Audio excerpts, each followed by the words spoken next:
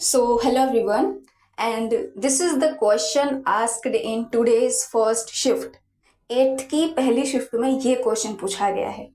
मतलब ये लोग पूरी तरह से एआई पर डिपेंड हो चुके हैं। एआई से पेपर बनवाने के बाद ये क्रॉस चेक करने की भी मतलब ज़रूरत नहीं समझते हैं।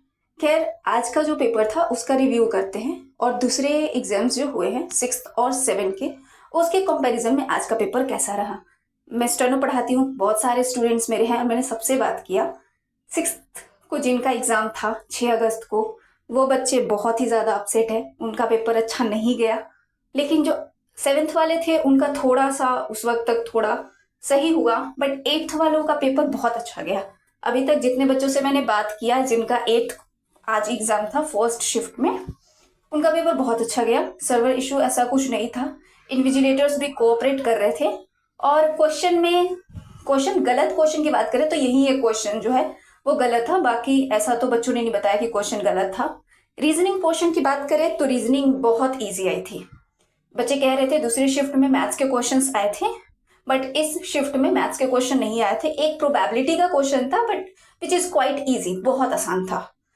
आउटपुट और इनपुट के क्वेश्चंस थे, 3-4 क्वेश्चंस थे फर्स्ट शिफ्ट में इनपुट आउटपुट के, तो वो एक अलग हो गया था out of syllabus. But 8th का जिनका पेपर था वो बच्चे वो प्रिपेयर करके ही गए थे, बिकॉज 6th और 7th में वो क्वेश्चंस आ रहे थे उस तरह के, तो उन्होंने उसकी प्रिपरेशन कर ली थी, तो वो बेनिफिट हुआ है 8th जिन बच्चों का 8th को पेपर था।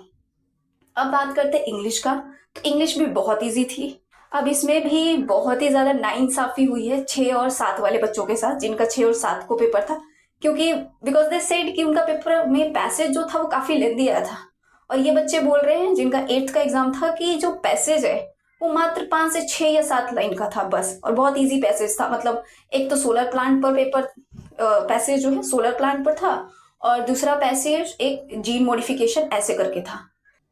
एंड लास्ट, अब हम जीके की बात करें तो जीके जीएस में बच्चों को दिक्कत आई है। बच्चों ने बोला बहुत ही अजीब क्वेश्चंस थे, डायरेक्टली क्वेश्चंस कुछ ही पूछे गए थे, और स्टैटिक जीके भी नहीं था, करंट अफेयर्स थे।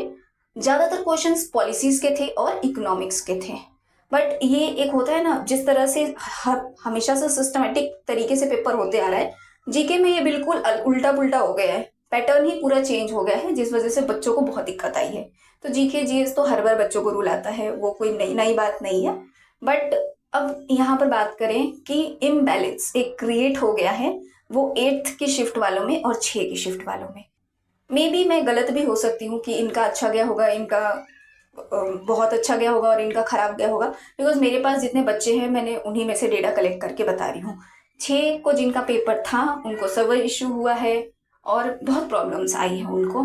और आज तो वो लोग बच्चे बता रहे थे कि चेकिंग जो है इतनी तगड़ी थी कि पूछो मत, ऐसी चेकिंग हमने कभी नहीं देखी थी, टीसीएस में भी नहीं देखी थी। बहुत ही मतलब हाई लेवल की वो लोग चेकिंग कर रहे थे। एक और बच्चे का था, बहुत बच्चे कह रहे थे ना कि रेलवे स्टेशन के पास सेंटर पड़ गया था, तो गाजियाबाद वाला एक सेंटर है रेलवे स्टेशन के, मतलब रेलवे लाइन है वहां पे, वहां पर है। वहां पर भी एक बच्चे का था, उसने वीडियो बना के मुझे सेंड किया था कि before entering the institute he was worried कि कैसे होगा पेपर, यहाँ तो हर थोड़ी देर में ट्रेन आ रही है। बट सेंटर के अंदर जो है उसने बताया कि बिल्कुल आवाज नहीं आई, तो उसका कोई इशू नहीं हुआ बच्चों को कि रेलवे मतलब ट्रेन आ रही हैं तो उससे डिस्टर्बेंस क्रिएट हो, वैसा नहीं हुआ, बहुत शांति थी। और इन्विजिलेटर्स भी आज कह रहे थे बच्चे की अच्छे से कोऑपरेट कर रहे थे। बट हर जगह इस तरह की सिचुएशन नहीं होती है, कहीं पे आपको इन्विजिलेटर्स अच्छे मिल जाएंगे और कहीं थोड़े रूड मिल जाते हैं। बट ओवरऑल वो तो फिर आप लक के ऊपर है आपका सेंटर कहाँ जाता है। बट द थिंग इज कि जो पेपर हुए हैं सबके बहुत ही अलग अलग लेवल के हुए हैं। कुछ शिफ्ट्स ऐसी थी जिनमें 7 से 8 क्वेश्चन मैथ्स के पूछे गए हैं। जो एक ऐसा स्टूडेंट जो सिर्फ और सिर्फ मतलब वो फोकस करता है कि मैं एसएससी स्टेनो पर ही फोकस करूंगा, वो मैथ्स नहीं करता, या फिर बच्चे एसएससी में स्टेनो फील्ड यही चूज करते हैं ताकि उनको मैथ्स ना पढ़ना पड़े। तो उन शिफ्ट्स में 7-8 क्वेश्चंस मैथ्स के भी आए हैं, परम्यूटेशन कॉम्बिनेशन के भी क्वेश्चंस आए हैं। मतलब वो 10वीं 11वीं में पढ़ा होगा, उसके बाद तो कहाँ ही पढ़ा होगा बच्चों ने ये सब क्वेश्चंस, वो भी पूछे गए हैं।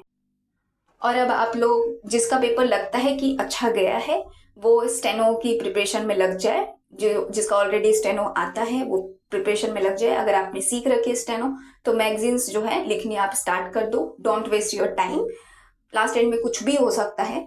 ठीक है, बच्चों का पेपर नहीं गया है तो चांसेस हैं कि आपका सिलेक्शन हो जाए। तो स्टेनो की प्रिपरेशन आप करो अच्छे से, ऑल द बेस्ट। देखते हैं, अभी टीचर्स प्रोटेस्ट कर ही रहे हैं, देखते हैं उसका क्या रिजल्ट आता है।